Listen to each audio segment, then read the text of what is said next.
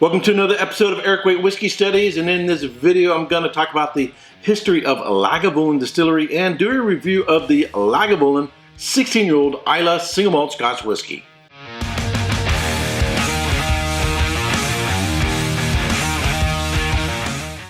So this video is part of a series that I'm doing and studying for an exam with the Council of Whiskey Masters, and I'm sort of surprised that I haven't covered this whiskey before.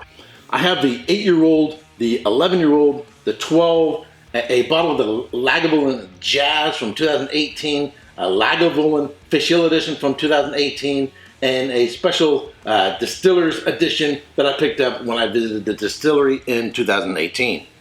So I'm sort of surprised that I haven't covered this one because this is probably the most popular and the most common bottling from Lagavulin Distillery. And to be honest with you, I didn't actually have high expectations for this whiskey, even though I'm a huge fan of Lagavulin. Why didn't I not have a huge expectation of this whiskey? Well, I'll tell you after we get into the history of Lagavulin.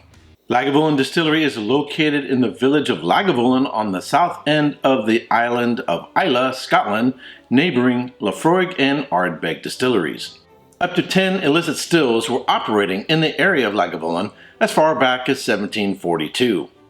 In 1816, the first distillery on this site was founded by John Johnston, who continued to operate at least until 1833. In 1817, the second distillery on the site was founded by Archibald Campbell.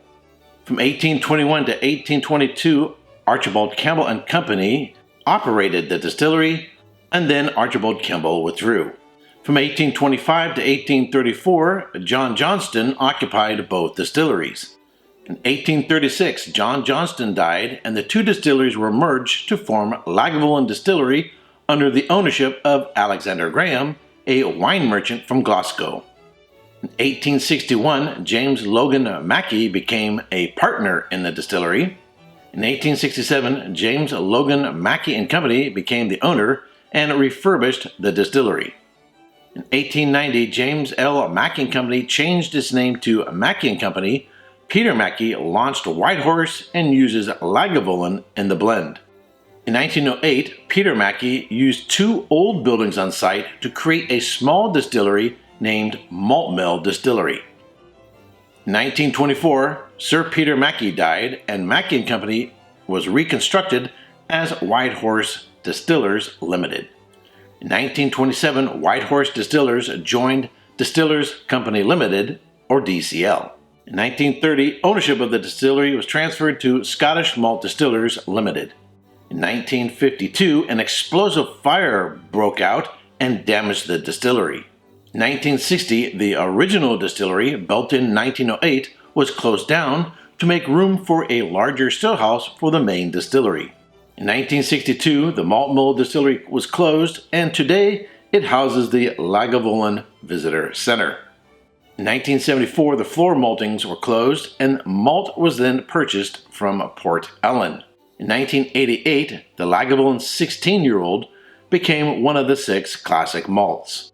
In 1998, the Lagavulin PX cask was launched as a distiller's edition. In 2002, the 12-year cask strength and 25-year-old cask strength were launched.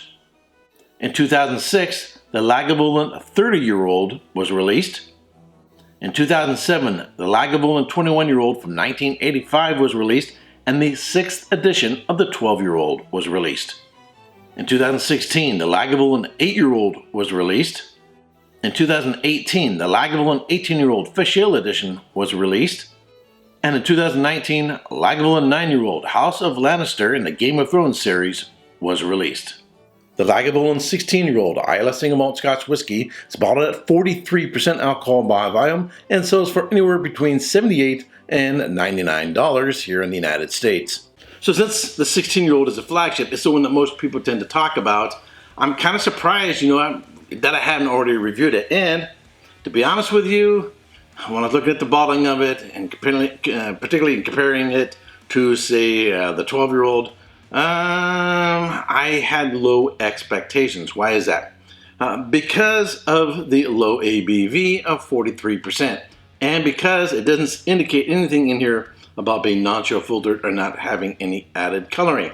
Now, I don't want to gripe on those issues all the time, but generally speaking, I find something with that low ABV and potentially, most likely, being non-chill filtered to be a little lacking, to come across a little thin, to lack some complexity, to lack depth.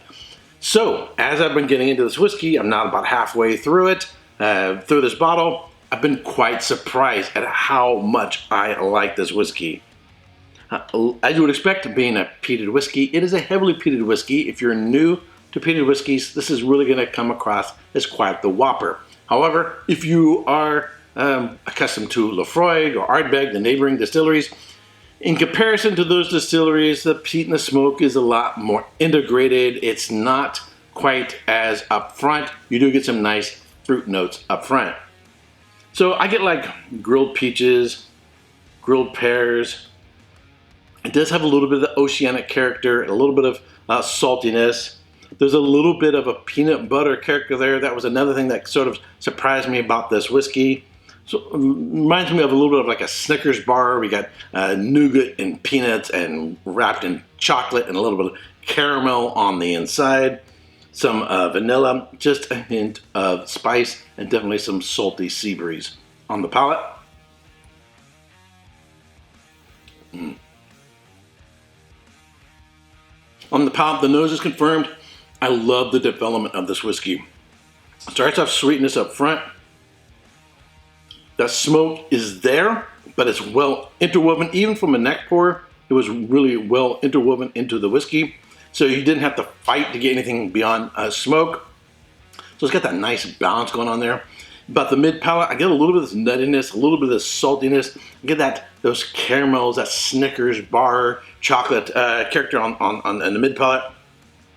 It has an exceptionally long range finish. I'm still tasting it now. I'm getting that nice salty, nutty character, that Snickers bar, that candy bar with nuts and nougat and caramel and chocolate on it. It's just really, really, really nice. It has a nice mouthfeel. It doesn't come across thin. At 43% ABV, I was sort of expecting something thinner. It has a nice round mouthfeel, a creaminess to it.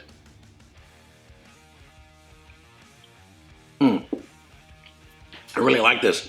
So I think one of the things about this whiskey that I like is not only in terms of the development, the depth of flavor, the layers of complexity, but it's a whiskey that's ready to go. A lot of times I'm going to watch a movie, I'm going to read a book, I'm doing something that the whiskey is an accoutrement to something else that I'm doing. So I'm not wanting to fiddle with the whiskey. I'm not going to put some water or have to do anything with the whiskey. Just pour and go. And I think that is one of the major appeals of this whiskey. Is not only to deliver on flavor and layers of complexity, but it is a ready-to-go whiskey. You don't always need to drink cask strength. I like cask strength whiskeys. I like to be able to play around with the whiskeys. I like intensity and flavor of cask strength whiskeys. But sometimes you want something that's just ready to go. So I'm really surprised by this whiskey. Perhaps because I came into it with low expectations and it exceeded my expectations, I'm more impressed with it than, say, if I was just tasting it on its own. What I'm going to give it in terms of a score, I'm going to go solid 90 points, a solid 90 points. Yes, I would like a little bit more oomph in the whiskey, but it's got enough layers of complexity and development and the mouthfeel and a length of finish to get me to that 90 points.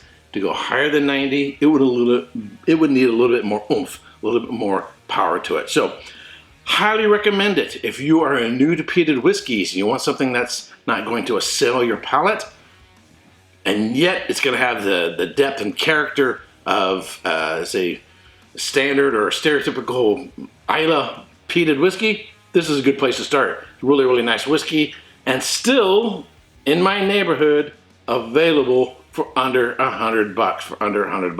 Alrighty, that's it for this video. If you subscribe to this channel, I want to thank you very much. If you've not yet subscribed, but you like watching my videos, I would greatly appreciate if you would subscribe, ring the bell to be notified, and if you like this video, continue watching and watch these ones over here. Hey, don't forget to subscribe and check out these other whiskey videos.